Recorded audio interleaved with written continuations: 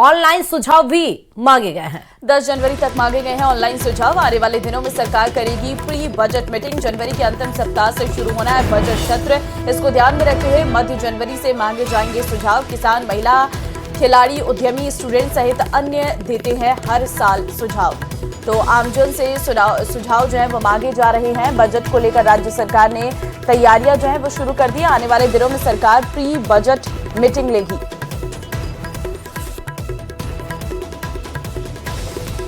तो 10 जनवरी तक मांगे गए हैं ये ऑनलाइन सुझाव। बजट को लेकर राज्य सरकार ने तैयारियां शुरू कर दी है। 10 जनवरी तक ऑनलाइन सुझाव आप दे सकते हैं। प्री बजट बैठक और आमजन से बजट को लेकर सुझाव मांगे गए हैं कि किस तरीके से उन्हें बजट में क्या चीजें चाहिए।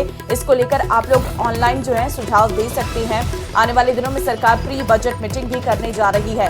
तो बजट को लेकर अभी से तैयारियां शुरू हो गई हैं। इससे पहले सीएम के द्वारा सभी विधायकों के साथ भी चर्चा की गई थी। उनसे भी बजट को लेकर चर्चा की गई थी कि उनके क्षेत्र में आखिर किस चीज का बजट आवंटन करना है और कितना बजट उनके क्षेत्र को चाहिए। इस मसले को लेकर 1-to-1 विधायकों के साथ मुलाकात की थी सीएम ने। कोटा से अब बड़ी खबर है। कब्रिस्तान के पास शव मिला है। सुनसान इलाके में शव मिलने से हड़कंप मच गया है। मृतक के शरीर पर चोटों के निशान भी पाए गए हैं। मृतक युवक के शव की अभी तक शिनाख्त नहीं हो सकी। कुनाड़ी थाना पुलिस मामले की जांच में जुटी है। बड़ी खबर, कब्रिस्तान में एक शख्स का शव मिला है। कब्रिस्तान के पास ही ये शव मिला है, लेकिन अभी तक वो युवक कौन है, कहां का रहने वाला है, इसकी कोई शिनाख्त नहीं हो पाई है। कुनाड़ी थाना पुलिस मामले की जांच करने में जुट गई है। फिलहाल आपको ये बता दें कि जो मृतक के शरीर पर कई सारे चोट के निशान भी पाए गए हैं। तो संभवतः पुलिस कई सारे एंगल्स पर इस पर जांच कर रही है। फिलहाल ये बड़ी खबर आपको बता रहे हैं। और सुनसान इलाके में शव मिलने से आसपास के इलाकों में हड़कंप मच गया है। कब्रिस्तान के पास शव मिलने की बड़ी खबर आपको इस वक्त ही बता रहे हैं। और चलिए जोधपुर से भी बड़ी खबर है। एसआई पेपर लीक मामले में बड़ा एक्शन देखने को मिला। 9 आरोपी एसआई को निलंबित कर दिया गया है। गोपीराम जांगू पुत्र कृष्णाराम जांगू जोधपुर ग्रामीण को किया गया निलंबित। चंचल पुत्री श्रवण राम जिला बाड़मेर को किया गया निलंबित। अजय विश्नोई पुत्र बाबूराम जिला जालौर को किया गया निलंबित। दिनेश कुमार पुत्र गंगाराम जिला जालौर को निलंबित किया गया है। नरेश कुमार वहीं जो कि भैराराम जिला सिरोही को निलंबित किया गया है। भैराराम जिला के हैं और भैराराम के पुत्र हैं। दरअसल ये सिरोही के रहने वाले हैं। प्रियंका बिश्नोई पुत्री भागी रथराम जिला सिरोही को भी यहां पर बड़ा एक्शन लेते हुए निलंबित कर दिया गया है। हरखू पुत्र जोगाराम जिला जैसलमेर, सुरेंद्र कुमार पुत्र मोहनलाल बिश्नोई जिला जैसलमेर और दिनेश कुमार पुत्र भागी रथराम जिला सिरोही को भी निलंबित किया गया। तो बड़ा एक्शन लेते हुए एसआई पेपर लीक मामले में बड़ा एक्शन लिया गया। आपको ये भी बता दें 45 लोग अभी तक इसके रडार पर आ चुके हैं। और वहीं एसआई भर्ती परीक्षा में धांधली करने वाले अभ्यर्थियों के खिलाफ एक बार फिर से बड़ी कार्रवाई शुरू हो चुकी है। जयपुर कोटा उदयपुर रेंज आईजी ने 11 ट्रेनी एसआई को निलंबित कर दिया है। और ये कार्रवाई अभी रुकने वाली नहीं है। आप ये रिपोर्ट देखिए।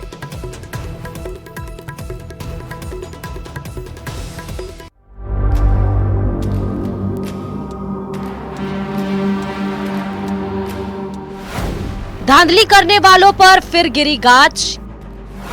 11 ट्रेनी सब इंस्पेक्टर पर बड़ी कार्रवाई। एसआई पेपर लीक मामले में ट्रेनी एसआई निलंबित। 4 दिन पहले मिली पोस्टिंग, आज सस्पेंड।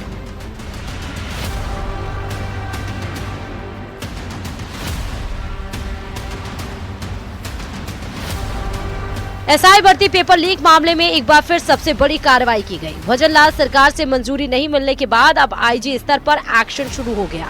भर्ती परीक्षा में गड़बड़ी करने पर जेल जाने वाले चयनित अभ्यर्थियों को निलंबित कर दिया गया। जयपुर, कोटा और उदयपुर रेंज आईजी ने 11 ट्रेनी एसआई को सस्पेंड कर दिया। जयपुर रेंज से एकता, अविनाश और सुरजीत के साथ उदयपुर रेंज से राजेश्वरी, दिनेश बिश्नोई, मनोहर, श्याम प्रताप सिंह और विक्रमजीत पर गाज गिरी है। वहीं कोटा रेंज से मालाराम बिश्नोई, चेतन सिंह और रेणु कुमारी को निलंबित कर दिया गया। 48 घंटे से ज्यादा जेल में रहने पर सभी के खिलाफ एक्शन लिया गया और 10 महीने बाद निलंबन की कार्रवाई की गई। निलंबित किए गए सभी ट्रेनी एसआई को हाल ही के दिनों में ट्रेनिंग के लिए संबंधित जिलों और रेंज में भेजने के आदेश जारी किए गए थे। दरअसल 31 दिसंबर 2024 को ही एडीजी ट्रेनिंग विपिन कुमार पांडे की ओर से प्रैक्टिकल ट्रेनिंग के लिए इन सभी ट्रेनिंग एसआईज को संबंधित जिलों में पोस्टिंग दी गई थी, जो कि ट्रेनिंग की पोस्टिंग के दौरान ये पाया गया कि क्योंकि मामले के अंदर एसओजी की कार्रवाई चल रही है और ये सभी 25 ट्रेनिंग एसआई एसओजी की गिरफ्त में आ चुके हैं, गिरफ्तार हो चुके हैं, तो ऐसे में इनके खिलाफ निलंबन की कार्रवाई को अंजाम दिया गया। पेपर लीक मामले में अभी तक 45 ट्रेनी एसआई की गिरफ्तारी एसओजी कर चुकी है। इनमें से 25 आरोपियों को जमानत मिल चुकी है। इनके अलावा 6 आरोपी ऐसे गिरफ्तार किए हैं जिनका चयन तो हो गया था, लेकिन उन्होंने ज्वाइन नहीं किया था। इस मामले में विभागीय कार्रवाई के लिए पुलिस मुख्यालय ने सभी जिला और रेंज को मई में कहा था। दरअसल एसआई भर्ती पेपर लीक कांड में आरपीएससी ने कुल 859 पदों के लिए परीक्षा ली थी। भर्ती परीक्षा 13, 14 और 15 सितंबर 2021 को हुई थी। पेपर लीक हसनपुरा में शांति नगर के एक सेंटर से हुआ था। स्कूल के प्रिंसिपल, सेंटर के अधीक्षक की मुख्य भूमिका थी। भुजनलाल सरकार ने जांच के लिए एसआईटी बनाई। मार्च 2024 से लीक कांड में गिरफ्तारियां शुरू हुई। धांधली के बाद परीक्षा को रद्द करने की मांग उठी थी। वैसे तो सस्पेंशन की कार्रवाई किसी भी राजकीय कर्मचारी के गिरफ्तार होने के 48 घंटे के भीतर ही कर दी जाती है, लेकिन नियम बने हुए हैं, नियम कायदे बने हुए हैं, लेकिन सरकार की ओर से और पुलिस मुख्यालय की ओर से हरी झंडी न मिलने के चलते इस कार्रवाई में अत्यधिक देरी हुई और 10 महीने के बाद में फाइनली रेंज स्तर पर अब जो है ट्रेनी एसआईज को निलंबित करने का काम किया जा रहा है। हालांकि ट्रेनी एसआईज को फील्ड में भेजने को लेकर के भी इस पूरे मामले को लेकर के मामला हाईकोर्ट में पहुंचा, जिसको लेकर के आगामी तारीख 6 जनवरी को हाईकोर्ट में सुनवाई भी होनी है। कुल मिलाकर के लबोलुआब यही है, राजस्थान की एसआई भर्ती 2021 विवादों के घेरे में है और लगातार भर्ती रद्द करने की मांग भी की जा रही है। कैमरा पर्सन अविनाश के साथ लवली बधवा, न्यूज 18 जयपुर। और चलिए अब जम्मू कश्मीर से बड़ी खबर आपको बताते हैं, जहां पर बांदीपोरा में सेना का ट्रक खाई में गिर गया है। राजस्थान के बहरोड का एक जवान इसमें शहीद हुआ है। हादसे में 4 जवान शहीद हो गए हैं, 2 घायल हैं। शहीद का पैतृक गांव में सैन्य सम्मान के साथ अंतिम संस्कार होगा। दरअसल कल देर शाम की ये पूरी घटना है, जहां पर सेना का एक वाहन जो है वो खाई में गिर गया। बर्फ बहुत ज्यादा हो रही है। पहले कारण बताया जा रहा है कि ट्रक के जो टायर है फिसलने से यह हादसा हुआ है। फिलहाल जो सभी घायल हैं उन्हें अस्पताल में भर्ती करवाया गया है। बांदीपोरा में ये हुआ है, जहां पर सेना का ट्रक खाई में गिर गया। तस्वीरें आपको दिखा रहे हैं, आप तस्वीरें देखिए। यही वो सेना का जवान है। हादसे में 4 जवान शहीद हुए हैं, 2 जवान घायल बताए जा रहे हैं। बांदीपोरा में जम्मू कश्मीर से बड़ी खबर है, जहां पर सेना का ट्रक खाई में गिरने की वजह से ये बड़ा हादसा हो गया। हादसे में 4 जवान हमारे शहीद हो गए हैं, 2 जवान घायल बताए जा रहे हैं।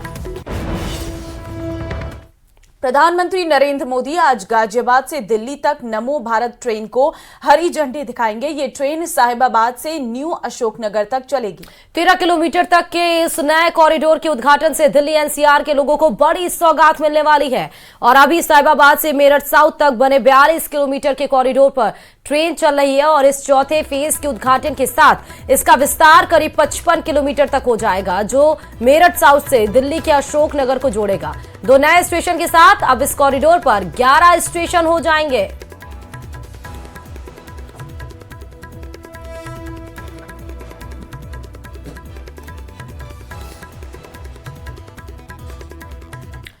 मकर संक्रांति पर पतंगबाजी को लेकर पशुपालन विभाग ने सभी जिला कलेक्टर्स को एडवाइजरी जारी कर दी है। पशुपालन विभाग ने सभी कलेक्टर से एनजीटी के आदेशों की पालना सुनिश्चित करने के निर्देश दिए। एडवाइजरी में एक और जहां चाइनीज मांझे के विक्रय और उपयोग पर प्रतिबंध लगाने की पालना के निर्देश दिए, तो उल्लंघन करने वालों के खिलाफ कार्रवाई करने के भी निर्देश दिए हैं। ये रिपोर्ट देखिए।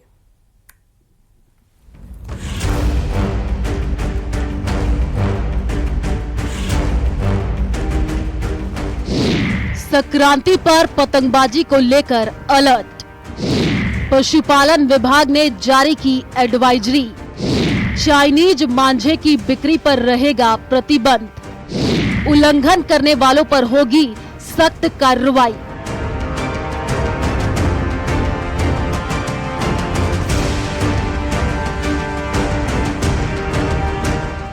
मकर संक्रांति 14 जनवरी को है, लेकिन उससे पहले ही राजधानी जयपुर समेत प्रदेश के अलग अलग जिलों के आसमानों में पतंग का जमघट लगना शुरू हो गया है। पतंगबाजी को हर कोई एंजॉय करता है, लेकिन इसके कई खतरे भी हैं। कई लोग खतरनाक चाइनीज मांझे से पतंगबाजी करते हैं, जो कई बार किसी की जान जाने की वजह भी बन जाता है। साथ ही पतंगबाजी के कारण पक्षी न सिर्फ घायल होते हैं, बल्कि उनकी मौत भी हो जाती है। ऐसे में पशुपालन विभाग ने प्रदेश के सभी जिलों के लिए पतंगबाजी को लेकर आमजन के हित और पक्षियों की सुरक्षा के लिए एडवाइजरी जारी की है। मकर संक्रांति पर घातक मांझे से पतंगबाजी करने वालों की अब खैर नहीं है। पशुपालन विभाग अभी से ही इसे लेकर सक्रिय हो गया है। पशुपालन विभाग ने तमाम जिला कलेक्टर्स को एक एडवाइजरी जारी की है और साफ तौर पर एनजीटी के आदेशों की पालना करने के निर्देश दिए हैं। साफ तौर पर इस एडवाइजरी में कहा है कि एनजीटी ने जिस प्रकार के इन घातक मांझों पर प्रतिबंध लगाया है, उसकी पालना सुनिश्चित की जाए। क्योंकि चाइनीज मांझा लोगों की जान लेने लगा है, इसको लेकर निर्देश जारी किए गए हैं। चाइनीज मांझा प्लास्टिक का बना होता है, धातु की कोटिंग से बेहद धारदार होता है। पक्षियों को सबसे ज्यादा खतरा रहता है। तारों में फंसने से शॉर्ट सर्किट का खतरा, लोगों के गले पर फंसकर जख्मी करता। सभी जिलों को निर्देश दिए गए हैं कि एनजीटी के आदेशों की पालना में नायलॉन या किसी सिंथेटिक सामग्री से बने मांझे पर पूर्ण प्रतिबंध रहेगा। इस प्रकार के मांझे के निर्माण, भंडारण और विक्रय के साथ उपयोग पर भी तत्काल रोक लगाने के निर्देश दिए गए हैं। इन प्रतिबंधों का उल्लंघन करने वालों के खिलाफ कार्रवाई के भी निर्देश दिए गए हैं। पशुपालन विभाग ने अपनी एडवाइजरी में साफ तौर पर कहा है कि ऐसे उल्लंघन करने वाले लोगों के खिलाफ पशु क्रूरता निवारण अधिनियम के समेत अन्य प्रावधानों में कार्रवाई की जानी चाहिए। साथ ही एनजीटी के जो प्रतिबंध है उसको लेकर व्यापक प्रचार प्रसार किया जाना चाहिए। साथ ही पक्षी चिकित्सा शिविर और एक हेल्पलाइन नंबर भी जारी करना चाहिए। कैमरा पर्सन मानसिंह के साथ सौरभ गृहस्थी, न्यूज़ 18 राजस्थान, जयपुर। नए साल पर बीजेपी सरकार लगातार फैसले पर फैसले ले रही है। नए जिलों और संभागों के बाद सरकार अंग्रेजी मीडियम स्कूल के रिव्यू की तैयारी कर रही। गहलोत राज में खुले 3741 इंग्लिश मीडियम स्कूल या तो बंद हो सकते हैं या फिर उन्हें मर्ज किया जा सकता है। देखिए इसे पर यह रिपोर्ट।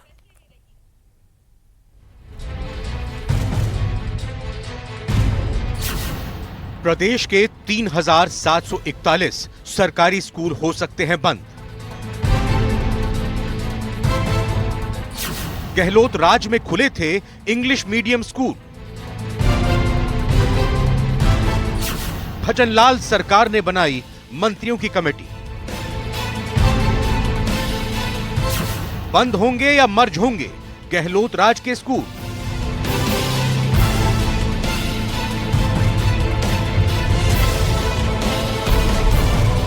राजस्थान में पिछली सरकार के फैसलों की समीक्षा को लेकर के सियासी पारा गर्म है। पहले जिले और संभाग को लेकर के समीक्षा की गई, जिससे राजस्थान में सियासी हल्ला बोल हुआ। अब राजस्थान में गहलोत राज में खोले गए जो अंग्रेजी माध्यम के स्कूल थे, उनकी समीक्षा के लिए एक कमेटी का गठन कर दिया गया है। ऐसा माना जा रहा है कि इन स्कूलों को लेकर के अब राज्य सरकार या तो इन्हें मर्ज करने का फैसला करेगी या फिर इन्हें खत्म कर देगी। फिलहाल इस फैसले से सियासी पारा एक तरह से गर्म हो गया है और कांग्रेस भी हमलावर हो गई है। सरकार ने महात्मा गांधी अंग्रेजी मीडियम स्कूलों का रिव्यू करने के लिए डिप्टी सीएम प्रेमचंद बैरवा की अध्यक्षता में कैबिनेट सब कमेटी बनाई है। कमेटी में स्वास्थ्य मंत्री गजेंद्र सिंह खींवसर, शिक्षा मंत्री मदन दिलावर और खाद्य मंत्री सुमित गोदारा को मेंबर बनाया गया है। कमेटी को जिलेवार अंग्रेजी मीडियम स्कूलों का रिव्यू करके सरकार को रिपोर्ट देनी है। रिव्यू के बाद ही अंग्रेजी मीडियम स्कूलों को बंद करने या इन्हें जारी रखने पर फैसला किया जाएगा।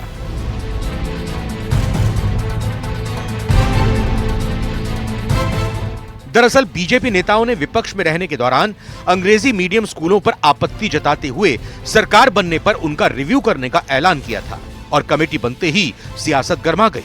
पीसीसी चीफ गोविंद सिंह डोटासरा और नेता प्रतिपक्ष टीकाराम जूली ने सरकार पर निशाना साधा। डोटासरा ने कहा कि 12 महीने बाद कमेटी बनाने की क्या जरूरत आई। एक मंत्रिमंडलीय समिति बनाई है महात्मा गांधी इंग्लिश मीडियम स्कूलों की समीक्षा के लिए कि ये समीक्षा की कमेटी 12 महीने बाद में मुख्यमंत्री जी आपने क्यों बनाई, 12 महीने तक आप क्यों सोते रहे। आज जो स्थिति है इंग्लिश मीडियम स्कूलों की, 3,737 विद्यालय प्रदेश में रन कर रहे हैं। उसमें इस वर्ष 6,77,371 बच्चे और बच्चियां, जिसमें बच्चियों की संख्या बच्चों से भी ज्यादा है, वो फ्री में इंग्लिश मीडियम की शिक्षा ग्रहण कर रहे हैं। पिछले सत्र में ये संख्या 7,09,970 थी। हमारी कांग्रेस की जब सरकार थी तो हमने 45,300 पद स्वीकृत किए थे। अलग से इंग्लिश मीडियम का कैडर बनाया था। हमने 10,000 की नई भर्ती भी की थी। भजनलाल सरकार का दूसरा चेहरा भी आप लोगों के सामने आ गया है कि किस प्रकार से गरीबों के बच्चे जो इंग्लिश मीडियम में शिक्षा ग्रहण कर रहे थे उनको उससे रोका जाए। ये लोग निजी संस्थाओं से मिले हुए हैं। ये लोग चाहते हैं कि सरकारी इंग्लिश मीडियम स्कूल बंद हो, जो कि महात्मा गांधी जी के नाम पे हैं, उनके नाम से इनको चिढ़े। उसके लिए इन्होंने कमेटी बनाई है। मैं ये कहना चाहूँगा, आज भी गरीब और मध्यम वर्ग के 75% बच्चे जो है सरकारी स्कूलों के अंदर इंग्लिश मीडियम में शिक्षा ग्रहण कर रहे हैं, और बीजेपी के 90% लोगों के बच्चे जो बड़े स्कूल हैं उनके अंदर पढ़ रहे हैं। तो गरीब का बच्चा अगर इंग्लिश की शिक्षा ग्रहण कर ले तो इनके पेट में दर्द होता है। इसलिए इन्होंने ये कमेटी बनाई है। कांग्रेस के विरोध के बाद बीजेपी ने पलटवार किया। शिक्षा मंत्री मदन दिलावर ने प्रेस कॉन्फ्रेंस कर गोविंद सिंह डोटासरा पर पलटवार किया, तो वहीं बीजेपी प्रदेश अध्यक्ष मदन राठौर ने भी कांग्रेस को कटघरे में खड़ा किया। आजकल बहुत परेशान हैं, बहुत टेंशन में हैं। उनके परिवार वाले भी उनको बहुत परेशान कर रहे हैं, क्योंकि रोज जो चोरी का पैसा लाते थे, डिपार्टमेंट को लूट कर पैसा लाते थे, वो अब नहीं मिल पा रहा है, और इसी कारण से उछल कूद कर रहे हैं, आरोप लगा रहे हैं कि भारतीय जनता पार्टी कुछ नहीं कर रही है। भारतीय जनता पार्टी अंग्रेजी स्कूल को बंद करना चाहती है। आप बताइए डोटासरा जी, आपने क्या अंग्रेजी स्कूल खोले थे? इससे बड़ा झूठ कोई नहीं कि आपने अंग्रेजी स्कूल खोले थे। आपने हिंदी माध्यम स्कूलों के ऊपर अंग्रेजी माध्यम के बोर्ड लटकाए थे। केवल बोर्ड लटके थे, उसमें अंग्रेजी माध्यम के न तो शिक्षक थे, न कोई वहां भवन था। परिसर भी कईयों में तो एक ही थे। तो बच्चे कैसे अंग्रेजी शिक्षा पाएंगे? अब इंग्लिश मीडियम की स्कूलें खोली और उसमें एडमिशन 6ठी क्लास से शुरू करवाया। अब ग्राउंड तो तैयार हुआ नहीं, बेसिक जो ABCD से शुरू करना चाहिए प्रारंभ से, वो तो उन्होंने तैयारी की नहीं, और आनंद फानंद में केवल वाहवाही लेने के चक्कर में और ऐसी इंग्लिश मीडियम की स्कूलें खोल दी। न तो कोई इंफ्रास्ट्रक्चर दिया, न कोई अपॉइंटमेंट्स किए प्रोफेसर्स के, लेक्चरर्स के, कुछ भी नहीं किया। केवल सीधा ये कर दिया, और वहाँ पर हिंदी मीडियम बंद हो गया। जहाँ इंग्लिश मीडियम की घोषणा करी, वहाँ जो बच्चे 5वीं तक तो जो हिंदी मीडियम पढ़े वो कहाँ जाएंगे? उस गांव में वहाँ दूसरी अन्य स्कूल भी नहीं है कि वो बच्चे अपनी हिंदी मीडियम की आगे पढ़ाई कर सके। ये अव्यवहारिक है पूर्णतया। एक मैं कहूँ कि वो जो एक क्षणिक मतलब ऐसा निर्णय ले लेना जिस पर कि गंभीरता से चिंतन मनन नहीं किया, ऐसे काम कर दिए। कांग्रेस ने कई काम किए, गहलोत सरकार ने कई ऐसे काम किए कि जिसमें उन्होंने पूरा गंभीरता से विचार नहीं किया। करना होता तो प्रारंभ से करते। कोई भी विद्यालय करो, इंग्लिश मीडियम हम भी पढ़ाते हैं। अंग्रेजी मीडियम स्कूलों के रिव्यू के बाद इन पर फैसला करने के 3 विकल्प हैं। जिन स्कूलों में बच्चों की संख्या कम है और पर्याप्त स्टाफ और इंफ्रास्ट्रक्चर नहीं है, उन स्कूलों को बंद करने पर फैसला हो सकता है। दूसरा विकल्प उन अंग्रेजी स्कूलों को हिंदी मीडियम में बदलने का है, और तीसरा विकल्प मर्ज करने का है।